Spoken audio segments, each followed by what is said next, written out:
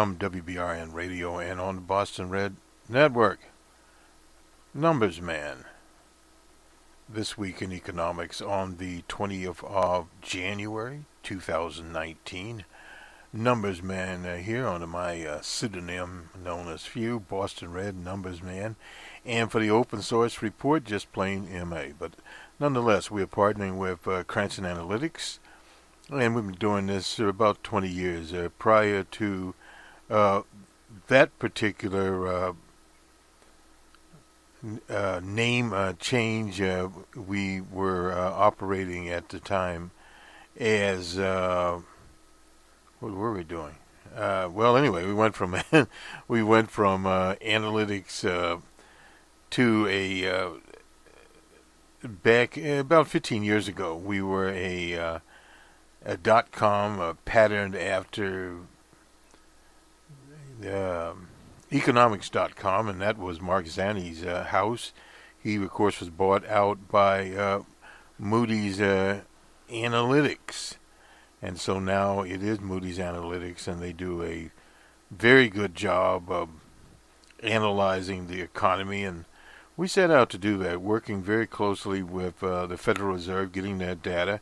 We didn't have big data at that time. You're talking 20 years ago. So at Cranston, I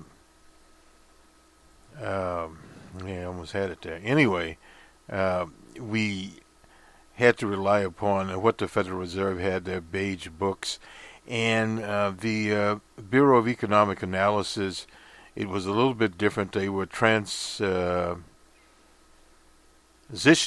to a more of a web-based system, and we didn't. Of course, we did, as I said, we did not have big data at the time, so that made a lot of difference. And we started building our own model, and curiously enough, our models were pretty accurate. And then we started doing what we call real-time analytics. And now there are thousands of people that do real-time analytics.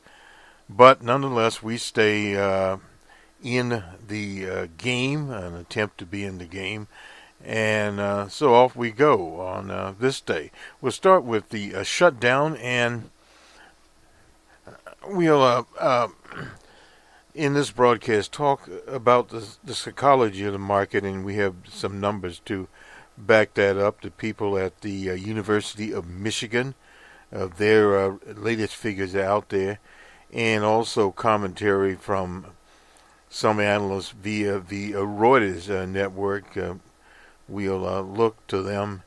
But overall, as the economy, we have a shutdown, and fortunately the press has stopped calling this thing a partial shutdown. We have almost 1 million workers that are furloughed, or they are working without compensation. That has been unheard of. This is the longest one in the history of the American nation. And when you have this kind of situation that affects the IRS, the Security and Exchange Commission, and various of the Department of Agriculture, so loan processing is not there. You can't get the verifications from the IRS. Now, they've brought roughly 50,000 workers back to work with tax returns. But a well-kept secret is that analytics take care of most of the returns. Now, if you are on the, what was called, I still guess it is, the W-2 system, those are people that work regular, quote-unquote, regular jobs, whether they be part-time, full-time, temporary, etc., and people that get the 990 statements out there, and those people are basically returns are done automatically, basically. And from there, the audits are picked if there are various flags in the algorithm. Now, the truly self-employed, there are some things involved. There are also historic patterns. If they've been in business long enough, they look to that. Some of the little secrets there. And they are also, the IRS, their databases are intertwined now with the credit reporting agencies. So in other words, they can tell if you are accessing credit or what the situation is there. that is in with Homeland Security, a whole bunch of things, these databases all together. So they have a lot of analytics on the individual taxpayer. And this in itself lessens the time to analyze the tax return. But there's still things such as their help desk where people are calling in. And there's also been some forbearance, I guess is the word we'll use, normally not an economic term, that penalties and interest in the year 2018 will not be applied because the laws from the Trump administration's tax cuts have just kicked in, and they are, depending on where you are, particularly if you are over 50 to we'll say $75 to $100,000, it gets much more dicey. And if you have what few exemptions are still out there, the mortgage credit is gone, but there are other things out there. The charitable credit has been changed, and all these things are very dicey. So it's very speculative as to the accountants. We used to do tax preparations here at Cranston, and it's very speculative. And that was in the first year of electronic filing. Now everybody has electronic filing. But that was the year after they had the experimental beta phase of it, and this was the first year that they were doing it. You had to put up a cash amount, and you went through a central type of, I guess we'll call it aggravator type, arrogator, excuse me. It was aggravator too. But anyway, those were designated clearinghouses that you would go through to do these returns. And then it started to open up that all the tax packets out there that are used by preparers, and then also the prices of the we used TurboTax Pro and another one, I can't remember what it is right now, but at that time the simple packet before you started adding the modules on were over $1,000. And effectively it does the same thing as the one that you get now. I don't know, $20, $25, $30. You can buy it online, and it will take care of the average person, including a small business, etc. The modules are there, and they throw in the state module, I believe, for about $10 more, something like that. We'll get around to that situation. But anyway, that is where the taxes are. But if you are applying for some sort of business, small business application or whatever, doing something with the SEC, or perhaps you have some type of product that needs a license for approval, that type of paperwork is out there. And then you have the vast amount of contract workers with the federal government. Now that varies by company. If the company has the liquidity, the cash to pay the workers, they're not being paid now, but in the end deal, will they be able to pay them? Will workers stay with those particular companies, particularly people that are software developers, security experts, etc., and even people that are cleaning places like the State Department? If they can find alternative work, in which no doubt they have found some, will they stick with the alternative work? Will they go back? These are big questions, and what happens is this effectively gets into the structural economy in terms of nothing more than the psychology of the economy. That's a very big thing. We'll talk about that with the University of Michigan in their study. On the global scale, China is slowing down to 6.5, 6.3, and perhaps at the middle of 2019 they could be down 6.2, 6.3. That affects global trade. So we're starting to see that, and where the UK is in terms of the so-called Brexit deal that is going nowhere. It's in no deal status right now, and that affects the economy. I was just talking to one of our colleagues that his daughter and I think her brother were going to the UK for holiday, and because of the pound, it's much more inexpensive to go there. I think the round tripper is about $1,000, and the hotel room for the two, or perhaps it's three, was under $1,000. So that's not bad. A $2,000 holiday to the UK. So these are some of the things that we're starting to see appear out here. And all of this is with the shutdown. Because part of the problem has always been with the government, the federal government. When the federal government, for instance, does cutbacks in their budgetary concern, then you have states that do cutbacks. You have counties and municipalities that also do cutbacks because of the vast amount of federal monies that flow in. And at the same time, in the private sector, they tend to pattern them. Now, the pay scales are different, yes, but they tend to pattern them. We see what's coming through with the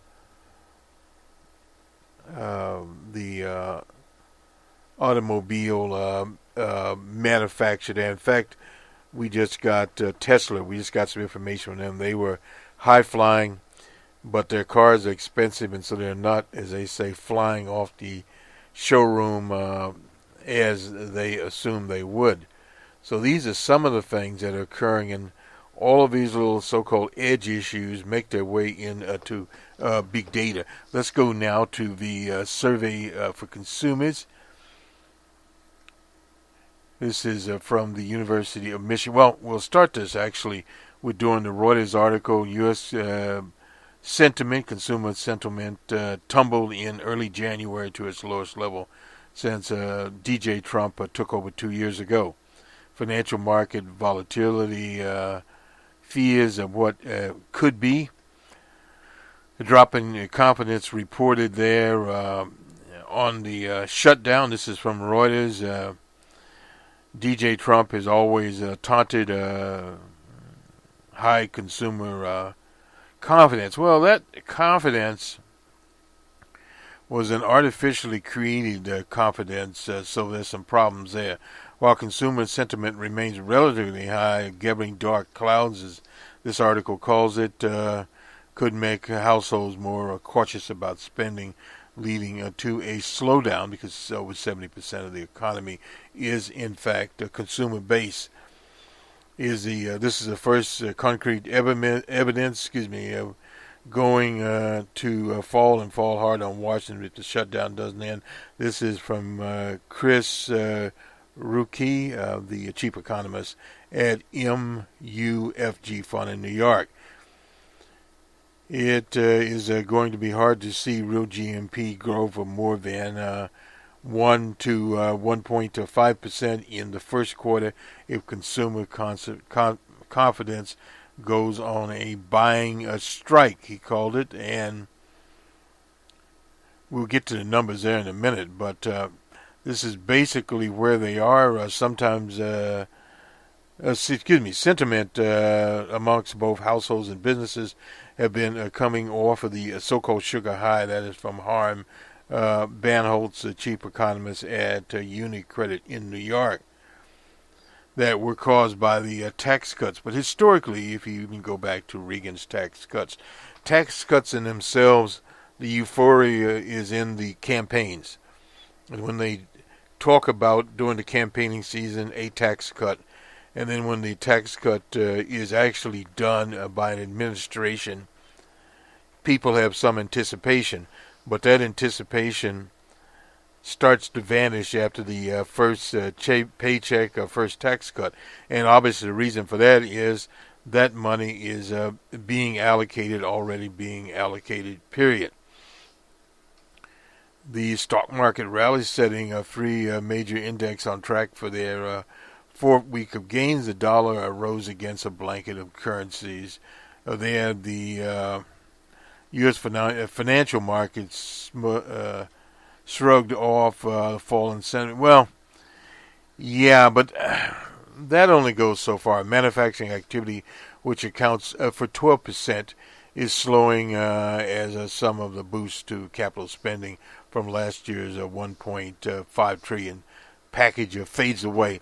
Well, manufacturing has always been in the American economy since the late 70s and in the 80s a fading situation. Healthcare is a much bigger part of the economy. Production at factories increased 2.3% on an annualized rate in Q4 after expanding at 3.7% in the July to September period. It increased 2.4% in 2018, the largest gain since 2012 after advancing 1.2 in 2017. That would have been the first year of this new administration. But these are the ebbs and flows, ups and downs. It's not ever sustainable. While manufacturing strength in December is a favorable sign for the economy, we should keep in mind that it came on after SALT results in the early months. That is from Daniel Silver. He is an economist at J.P. Morgan in New York. A broad range of manufacturing surveys also have been weakening lately. We did some PCIs last week from market and basically showed the same thing. Output in December may prove to be short-lived. Last month, motor vehicle production surged over 4.7 after gaining 0.2% in November, excluding motor vehicles and parts. Manufacturing advanced a solid 0.8% last month after gaining 0.1 in November.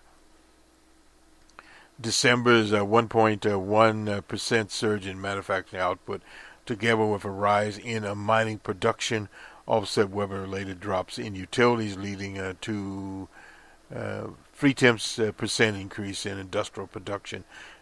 Industrial output rose 0.4% in November. It increased at 3.8% in Q4.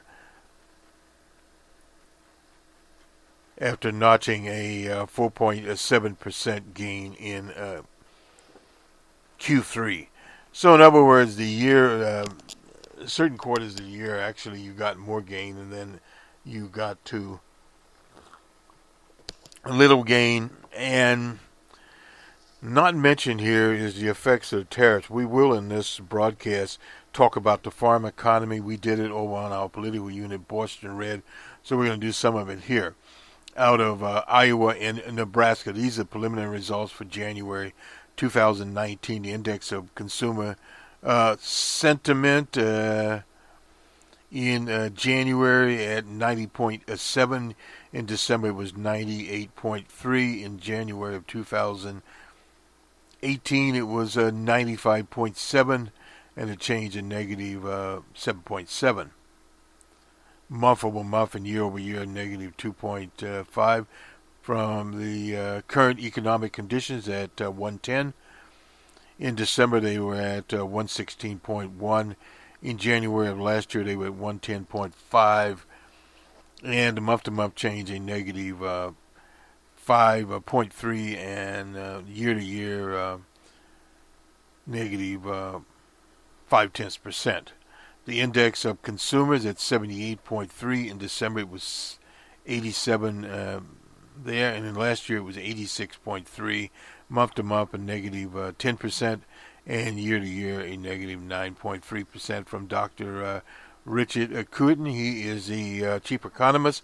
Consumer sentiment declined in early January. January at its lowest level since Trump was elected. The decline was primarily focused on prospects for the domestic economy, with the year ahead looking outlook for the national economy judged the worst since in this mid-2014. The loss was due to a host of issues, including partial government shutdown. We call it a shutdown. The impact of tariffs, instability in the financial markets, global slowdown, the lack of clarity about monetary policies aside from direct economic impact from these various issues on the economy.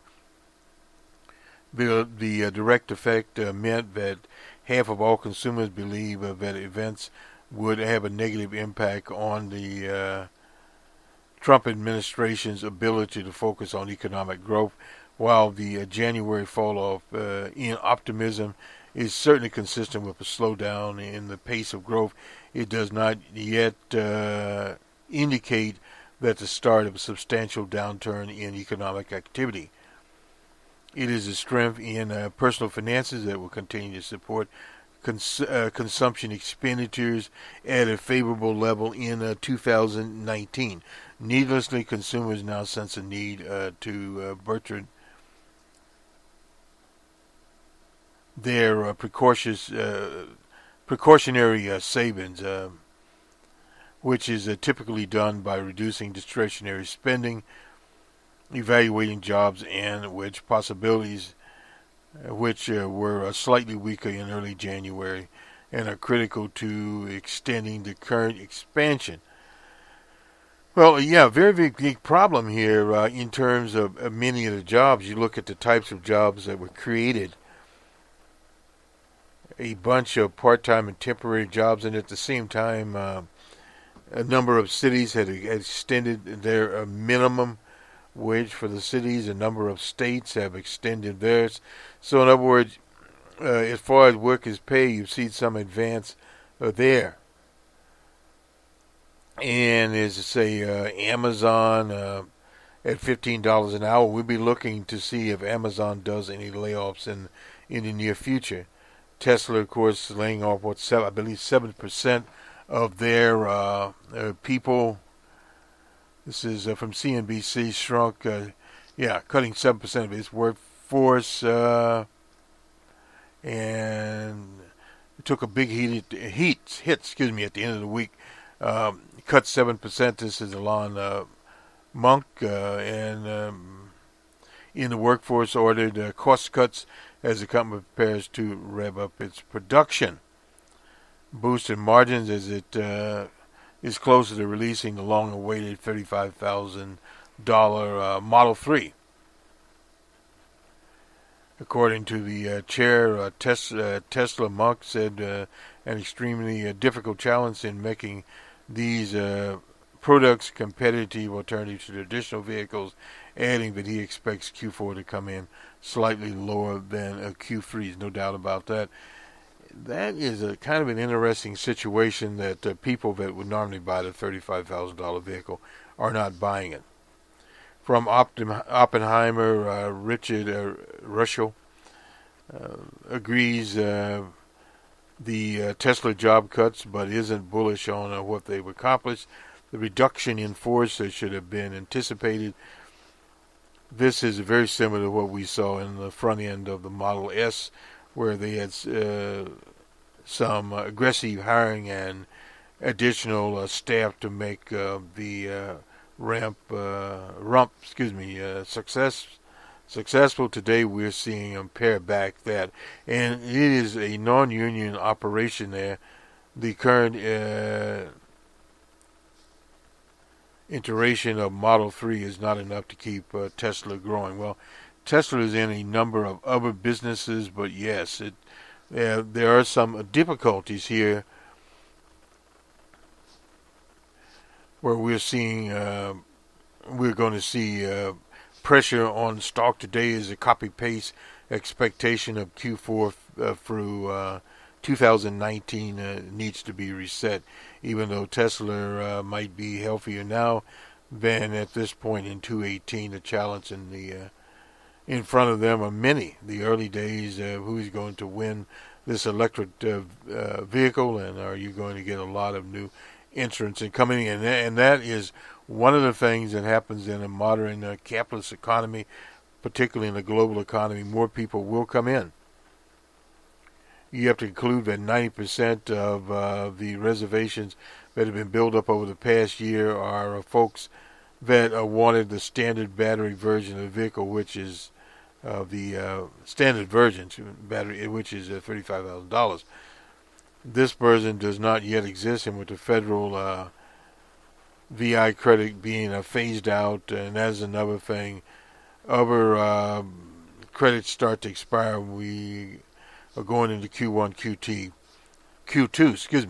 They cannot purchase the cheaper version of the vehicle in time do we see a pickup in a cancellation. No doubt you will see that. The company, the Wesley Group founder Steve Wesley loves the company right now, calling Tesla the iPhone of electric vehicles. Well, maybe at this point in time, but virtually every automobile maker in virtually every country in the world is moving all electric, and that is what is happening. I remarked talking to someone at the office about that in the 5 to 10 year period, you're going to see less and less service stations that are pumping petrol, gasoline out. You're going to see much, much less, particularly when these vehicles get much more cheaper. And people that have cars 5, 10 years old will start to replace their automobiles. And particularly because these cars don't have engines. So you'll see a period where they can be made much more cheaply than they are today. Let me just switch here to union membership. Just looking at this, it came from, I should say, the people at the Economic Policy Institute, the Pro-Labor Institute, and union membership dropped to 16.4 million in 2008. The number of workers represented a union ticked down last year, extending a decade-long trend. New data on membership, and we'll get to that in just a minute, released by the Bureau of Statistics on Friday, showed 16.38 million unionized workers in 2018, down from 16.44 million in 2017. However, because of employment wages and salaries, workers grew by 1.6% between 17 and 18. The share of workers represented by a union declined significantly from 11.9 to 11.7. In the private sector, the number of workers represented by unions ticked up slightly, 18,000 there. But due to the 1.7% increase in employment in the private sector, the share of private sector workers represented by unions declined from 7.3% to 7.2%. Now, in the public sector, which is furloughed out now, declined by 83,000. The share of public workers represented by unions declined 0.7 percentage points, from 37.9 to 37.3. The drop was largely at the state level, with the state share of workers represented by trade unions dropping from 33.4% to 31.8%. These numbers also showed something of the impact of last summer. The Supreme Court, the Janus decision, which prohibits state and local government unions from requiring workers who benefit from union representation to pay their fair share of that representation. It's also illegal for members of a bargaining unit to require either be union members or to pay for any political activity. It was to determine that finances of the public sector unions expose them to free ride problems. The BLS data does not, however, provide the information there. Sort of limited. We'll get to the actual report here in just a second. Data on union membership in prior years. The Economic Policy Institute typically takes a deeper dive. They don't have the numbers right now.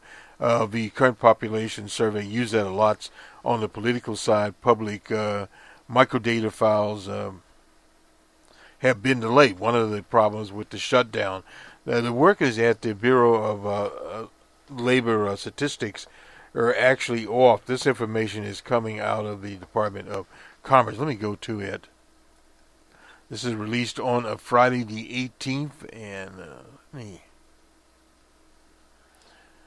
in just a second here. Hopefully I can do this without, otherwise we'll have to take a station break here.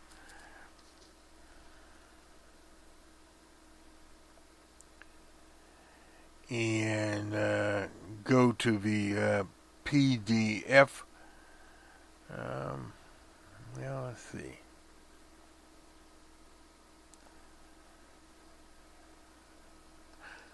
We're going to take a break. This is WBRN Radio. Hold on. Now we're back. We went to the PDF version. Union membership rates, the percentage of wages and salary workers who were members of trade unions was at 10.5% in 2018, down 0.2% from 2017. The Bureau of Labor Statistics reported the number of wage and salary workers belonging to unions was at 14.7 million in 2018, was little change from 2017. In 1983, the first year for which comparable union data is available, the union membership was at that time at 20.1, and there were 17.7 million unionized workers.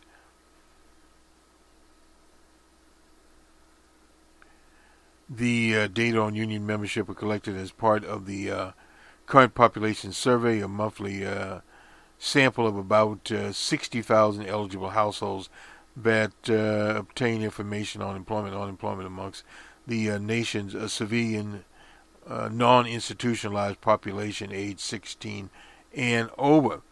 The highlights: union membership rates of public sector workers at 33.9%, continued to be more than 5 times higher than the private sector worker at 6.4%. High unionization rates amongst workers in protection service occupations, 33.9%. In education, training, and library occupations, 33.8%. Men continue to have a higher union membership at 11.1%, but women at 9.9%. African American workers remain more likely to become union members than Europeans, Asians, and Latinos. Non-union workers have a medium weekly earnings that were about 82% of earnings of workers who were unionized, roughly at $860 versus $1,051.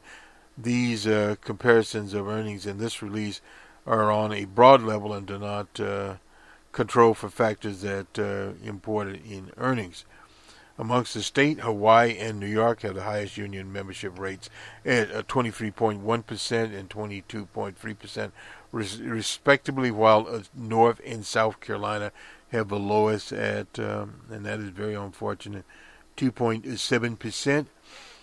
Industry and occupations of union members.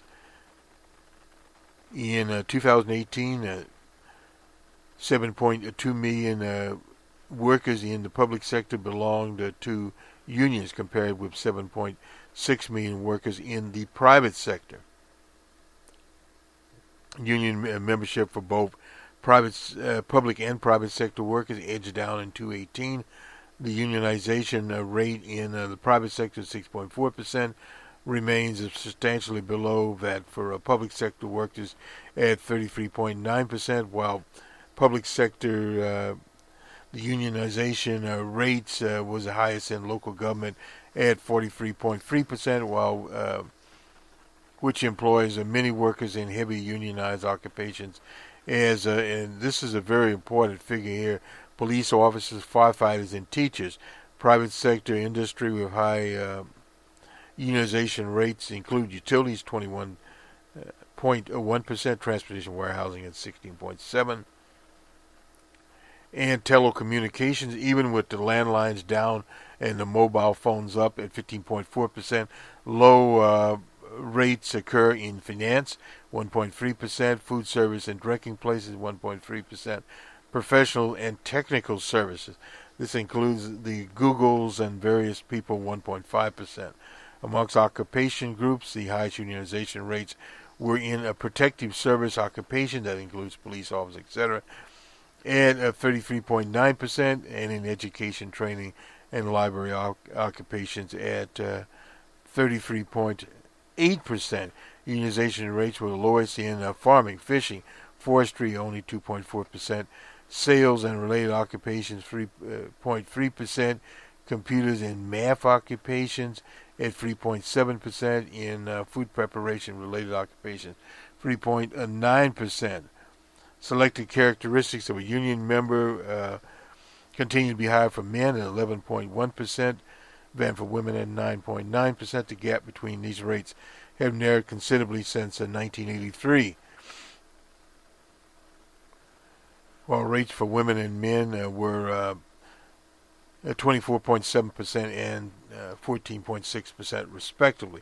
Amongst ethnic groups, African American have the highest rate of unionization in 2018 at 12.5%, then workers who were Europeans at 10.4%, Asians at 8.4%, and Latinos at 9.1%. By age, union members continue to be the highest amongst age groups 45 to 64 in 2018. 12.8% of workers aged 45 to 54, and 13.3% 55 to 65 union members. In 2018, the union membership rate for full-time workers was at 11.6%, was about twice the rate for part-time workers at 5.4%. Union representation, 16.4 million wages salaries were represented by 16.4 million. Sorry about that. These groups included both union members at 16.7% and workers who reported no union affiliation but whose jobs were covered by union contracts. That was at 1.6 million. Earnings here, medium usual weekly earnings at roughly $1,050 in 18, and those who were not union members had a medium of, that's a medium now, remember, of $860. Union membership by states. In 2018, 29 states, the District of Columbia, union membership rates are below that of the U.S. average at 10.5%, while 20 states had rates above. One state had the same rate. All states, both in the East, South, Central, and Mid-Central divisions, had union rates below the national list, while states in both the Mid-Atlantic and Pacific had above that. 8 states had union rates below 5%. In 2018, South Carolina had the lowest at 2.7%. The next lowest, Utah, 4.1%. Texas and Virginia, 4.3%. 2 states that had union membership over 20%, Hawaii and New York. The largest number of union members live in California, 2.4 million. New York, 1.7 million. Over half of the 14.7 million union members in the U.S. live in 7 states. California, 2.4 million. New York, 1.9 million. Illinois, 0.8 of a million. Pennsylvania has fallen way behind, 0.7 of a million. Michigan, Ohio, and Washington, 0.6 of a million. These states account for 1/3 of wage and state employment nationally. Some of the technical notes here, we won't go into those, we'll just append it. Let me just go up a little bit here. And this is age. These are union members, and this is in the 137,890 was the total, 16 and over. Just giving age groups here. And we had from 16 to 20, 18,000, and 65 and over,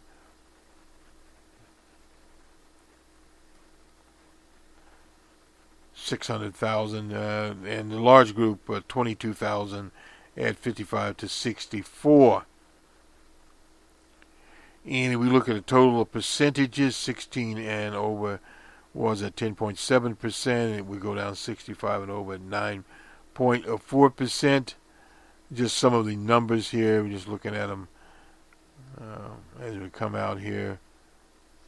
African Americans at 1,700,000, and for men at 800,000, women at 900,000, and so forth and so on. I believe this is in the 100,000. Oh, in the thousands. Well,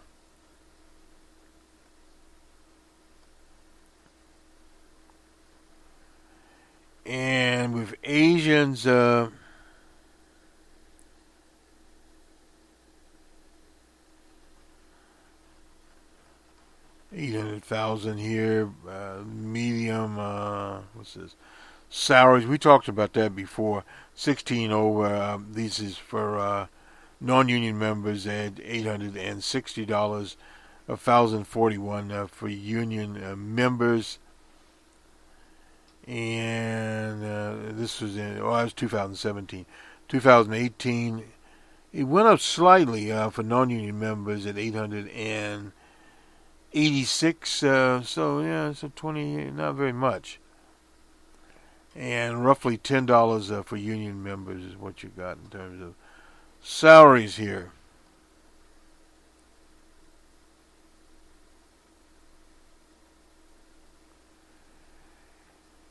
And let's see, for African Americans, 682. That would have been what, 2017 to 823 and 813. Some strides there in salaries. Union affiliation and employment wage salaries of workers by occupation. Numbers in the thousands, it says here. Look at this. Management professional and related types, total workers there.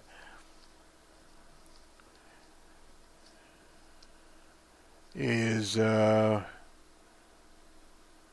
53,442.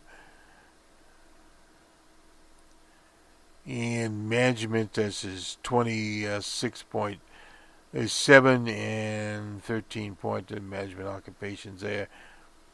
And percentage of employment for these management professional types, this in 2017 was 11.5. In 2000, this is union members of unions represented by unions. Anyway, in 2018, it moved up to 55.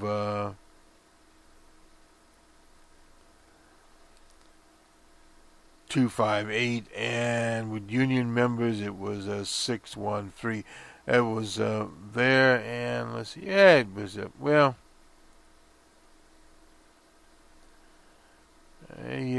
33,000 here. Percentage of employed, these is members of unions, 11.2%.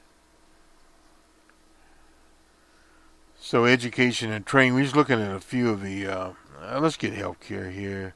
In 2017, it was 8,548, and let's see, it gets to the top of the chart. That's kind of unfortunate here. Nonetheless, 12.3 were unionized, I believe. I got to go back up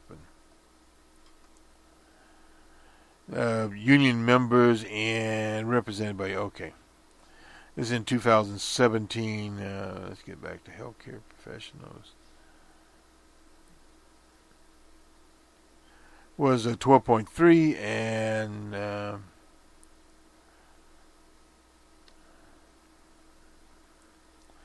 looks like 11.4 here, and I believe represented by unions, union members. I get my chart going right back to healthcare once more. This is where it would help to be printed out, not on the screen. But anyway, nonetheless, we'll healthcare support wait a minute here, just a minute here. healthcare practitioners and technical occupations here at 3.1% was the percentage employed there, represented by unions, 3.1%. This was in our healthcare occupations. And we had, in 2017, 12.3% were union members, represented by a union, 13.9%. Everybody was not in the union.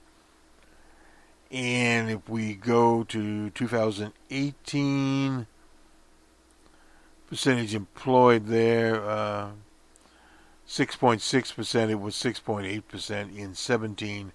And the total represented by unions was 187,000, and it was 7.7%. So there's some growth. These are healthcare occupations here, professional, technical occupations, unionization there. Support people, 10.7%, and protective services, 8.9%.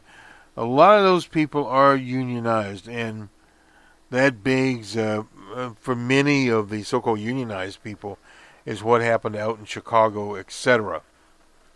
That you have bargaining units. Now, some of these bargaining units are actually Teamsters and other types, and some are the fraternal organizations, but they're still bargaining units.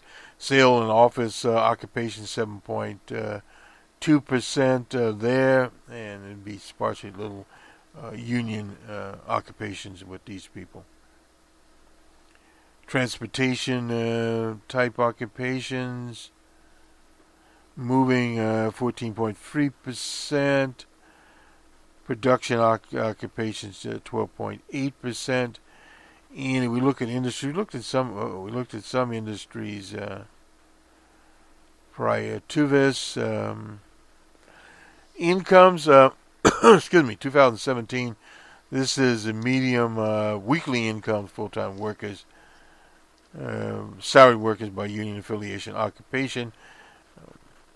The was let's see, administrative types. It depends on what management they were in. Was $629. Unions, it was $873. Members of unions are represented by 847. And the non-union types got $661, represented by unions, $711. Now, these were people in management, administration, waste services doesn't pay very much. Healthcare and social assistance, that was in 2017, $810. Union members got $927, and those represented $914. And in 2000, represented by unions,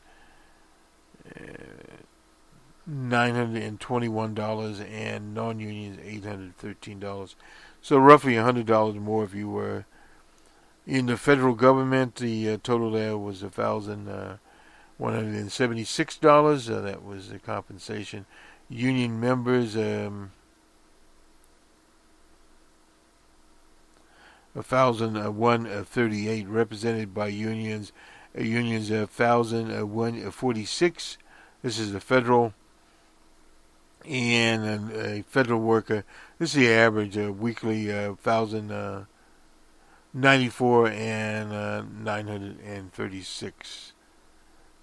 For a non-union person, state and local governments, how do they fare?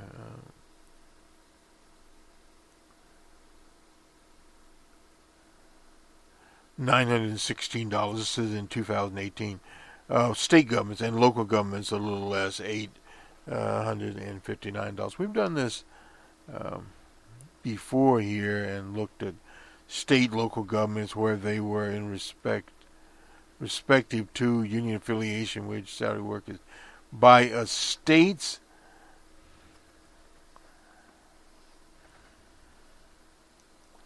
And this is in the thousands. 1869. This is in Alabama, in Alaska, 304 there. That would have been 1 million. We can get that right here. In Arkansas, 1209. And union representation in a place like Arkansas, 62% of union people employed in Arkansas, 5.1. In California, 15.5. In Colorado, 9.6. In Connecticut, 16.9. In Delaware, a very small state, 10.7. In the District of Columbia, and now this is surprising here, 9.8%. In Florida, only 5.6%. In Georgia, 4%. In Hawaii, 21.3%. In Idaho, 4.8%. In Illinois, 15%. In Indiana, used to be a lot of steel mills there, 8.9%. In Iowa, 7% there.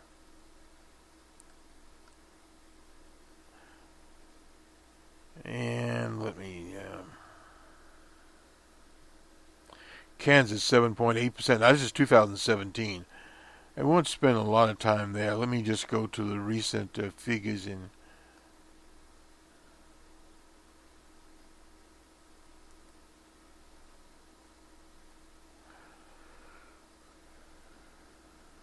And we'll get, let's see, 2018, we'll get the union members. 9.2% in Alabama, very surprising there. And in Alaska, 8.5%, Arizona, 5.3%. A lot of automobile plants there. In California, 14.7%. In Colorado, 11%, 16% in Maine, 10% in Delaware, and in the District of Columbia, 9.9%. In Florida, only 5.6%.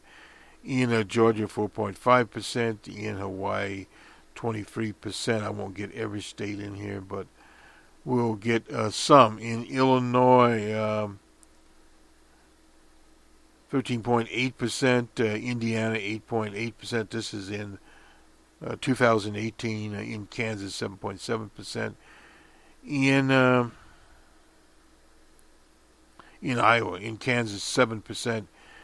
Surprisingly, but a lot of car manufacturers in Kentucky, 8.9%, 5% in Louisiana. Oh boy.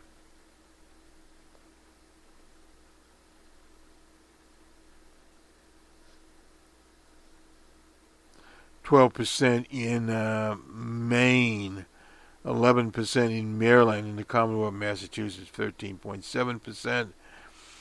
In Michigan, 14.5%. I'm surprised about that one. In Minnesota, 15%. In Mississippi, 5.1%. There are a few auto plants there. Missouri, 9.4% in trade unions. Wait a minute.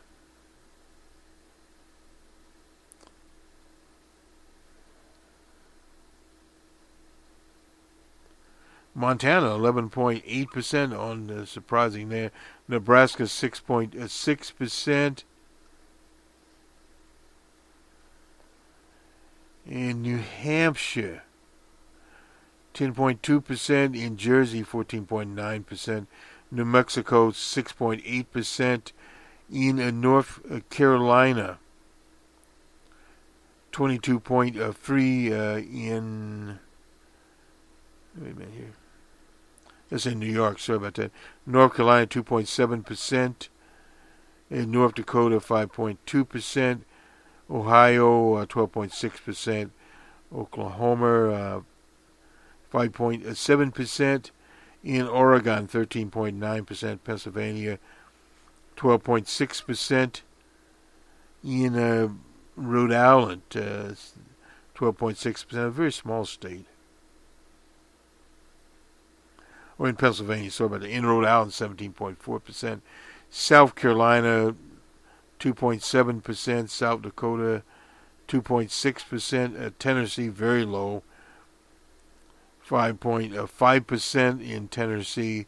Texas even worse than that, 4.1%. Vermont 10%.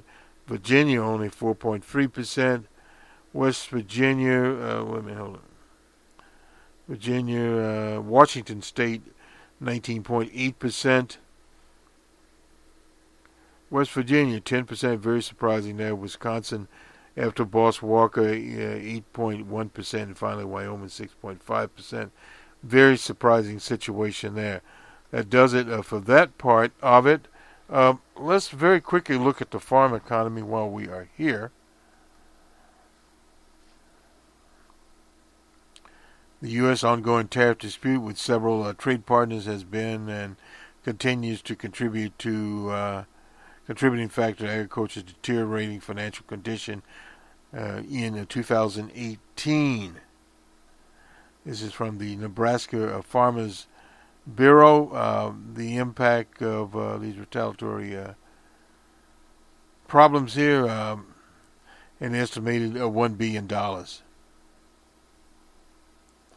And then this gives various crops. The finding in Nebraska, direct losses at $695 million, and in labor income, $164 million. Now this is a low, 4,000 plus jobs, and total output of 533. This is the low. The high at $1 billion.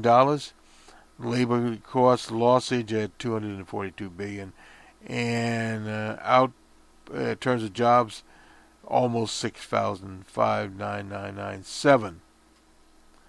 So that is in the state of Nebraska.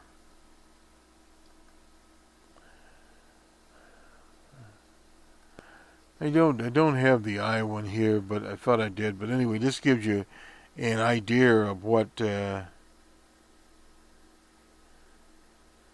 is going on. So let's do the numbers now. They'll come from the BBC, I believe.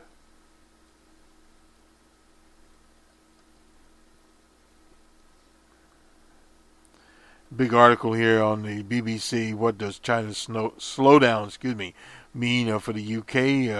Well, we'll take a quick look at it before we do the market here. It's posted today. This is from Apple. Old Tim Cook blamed Chinese consumers in part for his company's failure to sell as many iPhones as possible. Car sales in the country, meanwhile, have dropped the first time in 20 years. On back evidence, investors, policymakers are becoming increasingly jittery. Measurements of the economy in China, rather than 6.5, independent economists say the GNP will actually be closer to 5 and even lower. I've not seen those numbers, but it's very interesting here.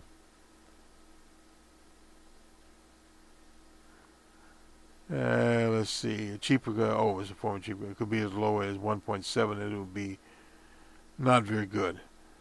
Export drops at 4.4% compared to previous years. China households are feeling the squeeze. Retail sales growth are growing at their second lowest in 15 years. The government decided to switch focus away from exports to growing domestic demand, which they should have done. Between then and the government's household corporations have a debt totaling almost 3 times the size of GDP. Not very good there. What does it mean for the UK? China is the UK's 6th largest trading partner. We sold them. This is the UK 22 billion pounds worth of goods in 2017. Then there's billions of pounds the Chinese companies and enterprises invest in the UK, something like 20 billion in 2017 alone. The long-term perspective since 1980 growth, if the official figures are to be believed. Anyway, this is a very cynical article. Over 10% per year, surging 42-fold. China in the sun is a superhuman growth spurt may be over by 2030. Economists say growth will settle down to about a third of its current figure. Well, if that were the case, it would be around 2.5 or somewhere in that vicinity. Let's do the market now. We'll go first to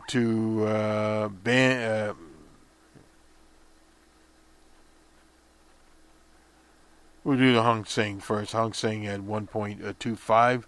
In Bombay, they were at 0.0%. The Nikkei at 1.29%. Everybody was in positive here. And we go to Europe. In Amsterdam, they were at 1.97. The Calc, that's in France, at 1.70. The DAC in Germany at 2.63. The Euros at 2.14. And in Madrid, they were at 1.80. The Dow was at 1.38. And the Nasdaq at 1.30. And in Chicago, they were at 1.32. So that is where they were. Currency, and you get the commodities here. Brent crude at $62.70. Texas Intermediate was at $54.04. So they're all up. T-Boone Picken is still happy. The Forex, don't have anything there. It was down 1.21. Anyway, the gold is at $1,290.70. And what else? That is all we have there. I don't see anything here. I'm looking at CNBC. Oh, wait a minute, just a second. Let me back up here. And take a quick look here at some of the major indexes. I think this is CNBC. I think we went over all of these. These are bond ratings. Sorry about that. Let's see.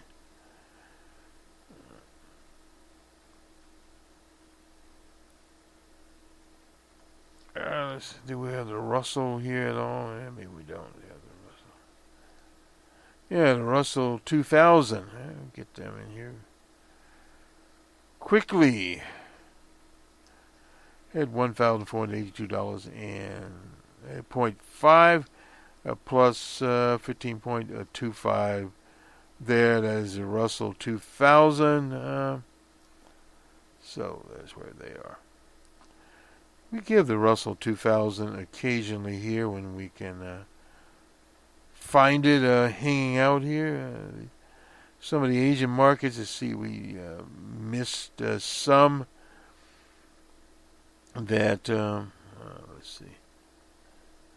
No, we'll give Malaysia. We won't give Malaysia. Looking through these, we are live here, so we kind of...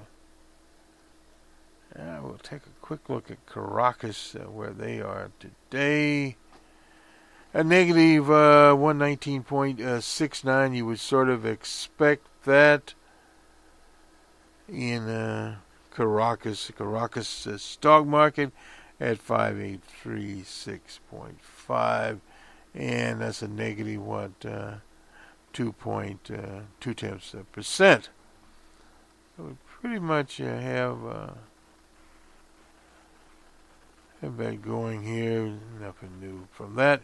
Anyway, this will do it for us on the 20th of January 2019.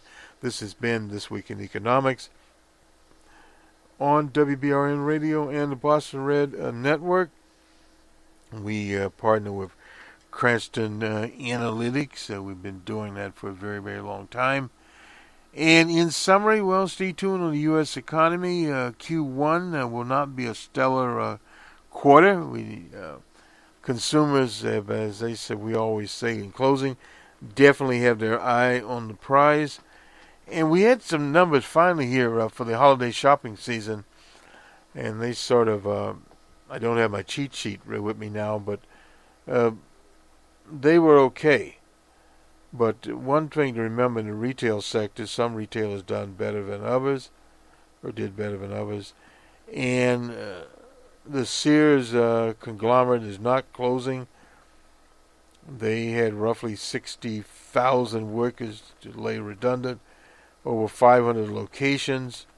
Supposedly that deal is go. I saw some of the creditors that didn't care for it, but I believe it'll be approved.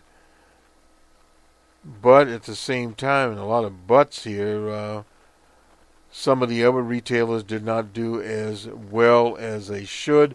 So the basic bottom line is here, when you start talking about retailers across the big box retailers, online, etc., there's just simply not enough trade out there for all of these retailers. That is the big problem right there. Walmart has its problems.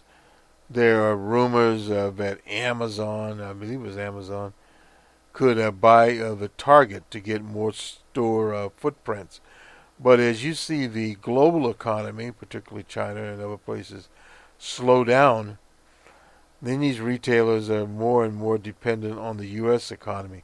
And if it slows down, there are problems. There's no doubt about that. And many of these economies are overexpended. Now, we didn't have our report from the emerging markets. We usually always look at those, particularly Ghana, Kenya, etc. We'll get those in next week. But in the U.S., we did a little bit on the farm economy. It's depressed because of the tariffs. Workforce is out there depressed. That goes into places like Nebraska. To Iowa, there was a study out of Iowa State. And if you go to one of the Bostonred telecasts on the farm economy, I'll try to link it in, so you can see that. It's a study by Iowa State, very, very good study. Nonetheless, this will do it for us. Those in business, make next week a productive one. Consumer, keep your eye on the prize. And it will be a short week as a national holiday honoring the late Reverend Dr. Martin Luther King. He would have been 90 years old, and on WBRN Radio and the Bostonred Network, we will have some special programming. And we also have the Women's March. We finished the editing part. It will appear today also on the political side, Bostonred. Good day.